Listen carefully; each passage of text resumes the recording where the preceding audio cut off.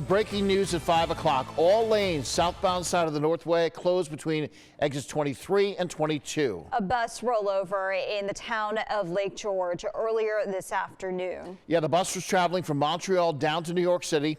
State police say the road closure is going to be in effect until further notice. Drivers are urged to take a different route, maybe perhaps Route 9, if you have to head south. Now, police are also saying that multiple people were injured during this incident. We've got team coverage of this developing story. Skylar Eagles up in Warrensburg, where the local school district is helping first responders. We will get to that part of the story in just a moment, but first we want to begin with News 10 ABC's James De La Fuente.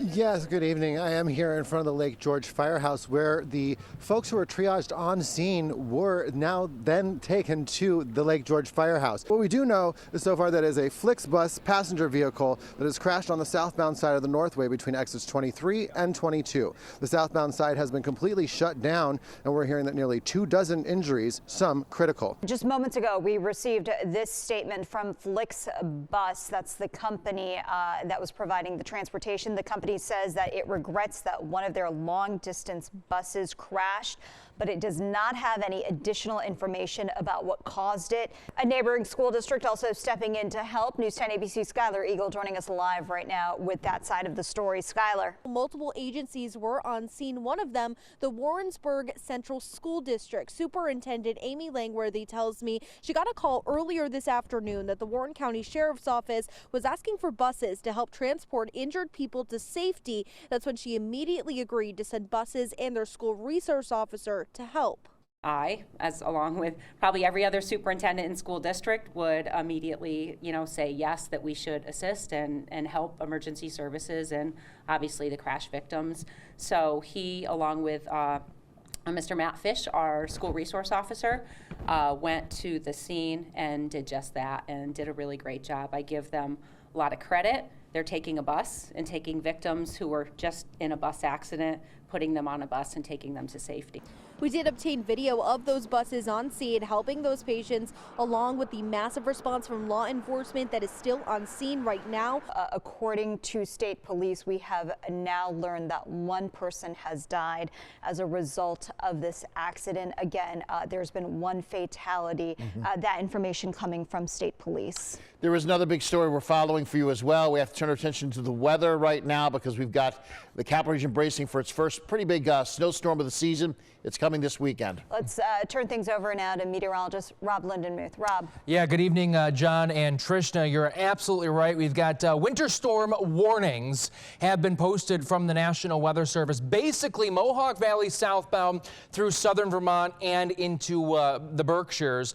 And crews have spent the past several days getting ready for the storm that we've been talking about. The State Department of Transportation will have more than 1,800 plows on the roads around New York. Workers at the Capital District Shed in Latham completing final maintenance on the equipment today. Officials say that they will be ready to go once that snow starts to fall. We have preparations in place. We have the staff and the manpower in place. We have the vehicles in place, and regardless of what ends up happening, we feel very confident that we'll be able to keep up with it and deal with it. Prospective jurors in the trial against Kevin Monahan were pre-screened today before the jury selection officially starts on Monday. The court had potential jurors filling out surveys. The Washington County DA says that the pre-screening process being used to narrow the pool of jurors. Monahan charged with second-degree murder and reckless endangerment in connection with the shooting death of 20-year-old Kaylin Gillis. She was a passenger in a car that accidentally drove up Monahan's driveway in Hebron, Washington County last April. The story has received national attention. Yeah, the governor giving a preview of some of the priorities this week. News 10 ABC's Capitol correspondent Jamie DeLine takes a closer look at what to expect and breaks down this latest proposal. To prevent drownings, Governor Kathy Hochul wants the state to invest in a $60 million grant program to renovate and build new pools in underserved communities, as well as expand Learn to Swim programs in New York State. We're investing another $60 million to develop and install innovative floating pools. Have you seen floating pools before?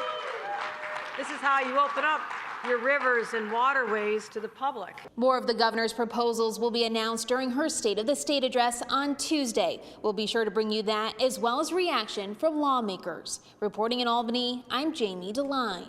Well, still to come here on News 10 ABC, art can be therapeutic. But the cost of all those supplies, well, that could add up. A local organization helping remove those barriers. Stay with us.